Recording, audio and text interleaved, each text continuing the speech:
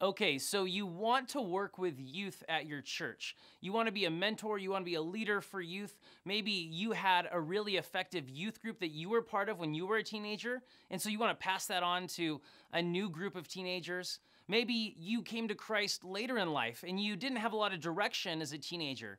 And so you think, man, I'd love to impart some wisdom, some truth into teenagers to give them the mentoring, the guidance that I didn't have when I was young. Whatever your reason, it's great that you want to work with youth, but it's important that you understand the purpose of youth ministry. And that's what we're going to talk about in this video. What is the purpose of youth ministry?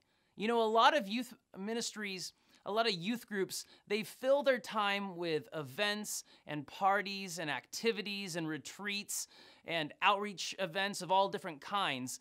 And those things are good. Don't mistake me. Those are important. Those can be catalysts for growth in your youth group. Sometimes it is just important to have fun and to enjoy one another's company. But none of those things really get at the main point of youth ministry. And so it's really important that if you are going to work with youth, that you understand and are convinced what the goal of youth ministry truly is. And so let me introduce that to you. The goal of youth ministry is helping students become disciples of Jesus who make disciples of Jesus. This is the goal for your youth ministry. You might have hundreds of kids that come and sign up to play broom ball on an ice hockey rink, or you might have tons of students sign up to go on laser tag events, or you might have a ton of students sign up for missions trips or outreaches in the inner city, and all those things are good and helpful, and they have their place in the lives of teenagers and in the life of a youth group. But none of those things by themselves get at that goal. Again, the goal, which is to see students become disciples of Jesus who make other disciples of Jesus. That's the goal. That's the win. That's how we evaluate our small group time. That's how we evaluate any big group time where the whole youth group gets together. It's how we figure out, are we winning as a ministry?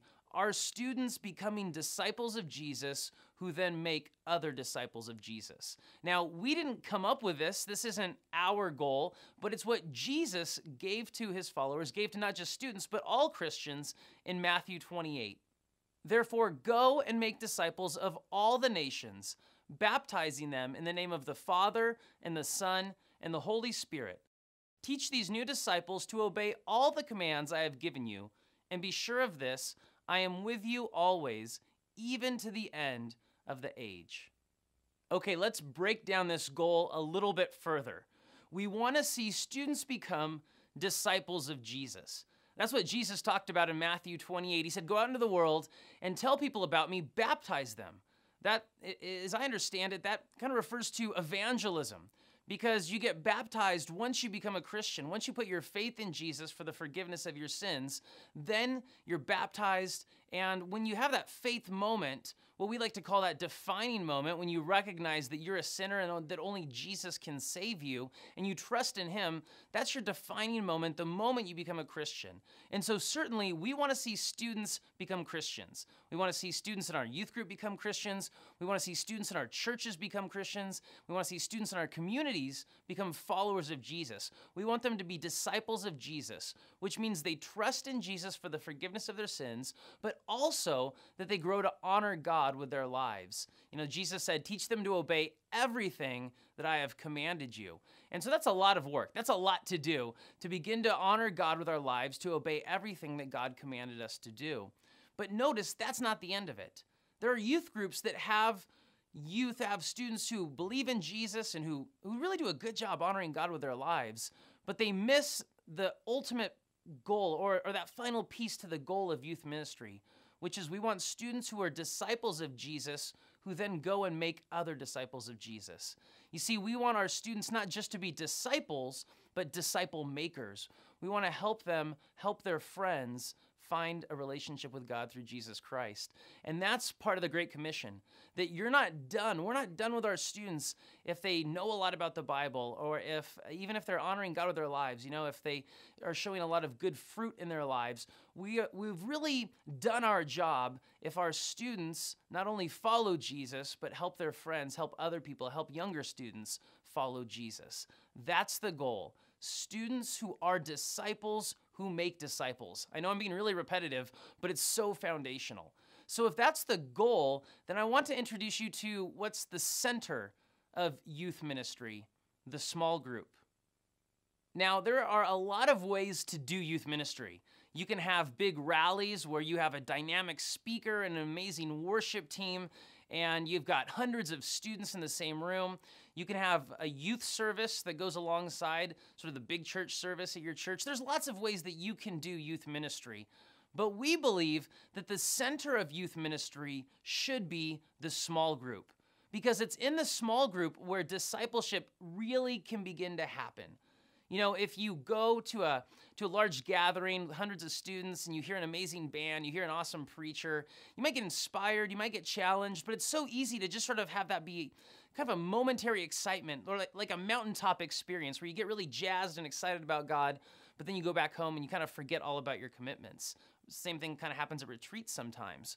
But a consistent small group is the perfect place where youth ministry can happen, where adult leaders can mentor students, where you can get to know students, that you get to check in on the growth of a student and see them progress throughout the year or the years, and you can walk with them, coach them, and help them disciple other students.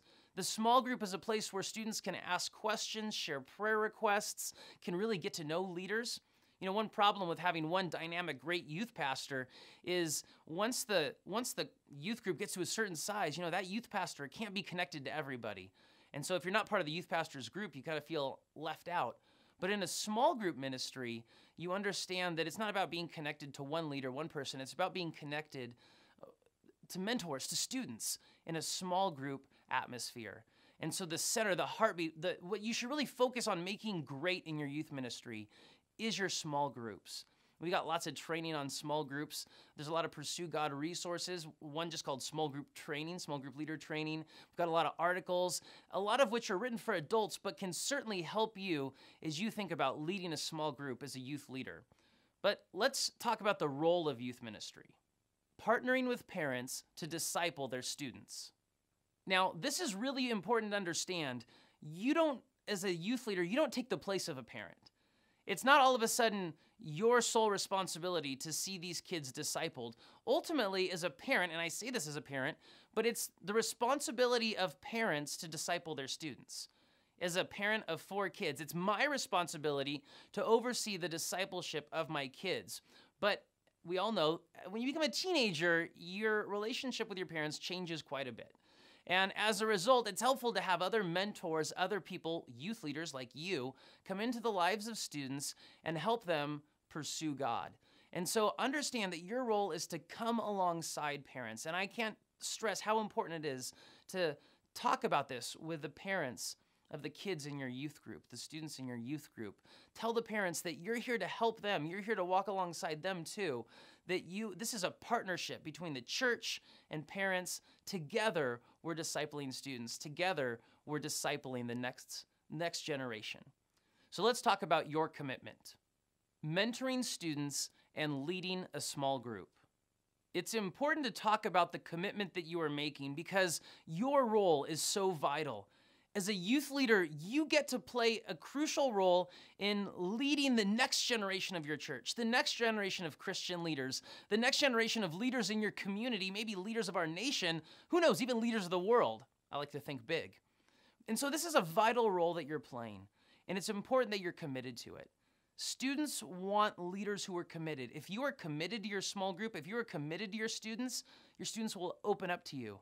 But if you fail to show up half the time, if you're late, if you're unprepared, students are going to see through that, and they're not going to feel like you really care about them. So be committed to being a mentor and a small group leader. Don't think that your main role on a youth ministry is to play guitar on a worship team or to be kind of funny in the lobby or in the welcome time or whatever it is, even to be a teacher from the stage. Really, what your youth ministry needs is a person who wants to be a mentor and wants to be a small group leader and who is willing to do that week after week. You might think at this point, okay, I'm not really ready for that commitment, and that's okay. This is the point of the training. We want to help you understand if you're really ready and willing to be a youth leader. But let me say this. There is nothing more rewarding than seeing a young person come to faith in Jesus, grow in honoring God, and then helping his or her friends or his or her family pursue God. And that's the opportunity that you have as a youth leader.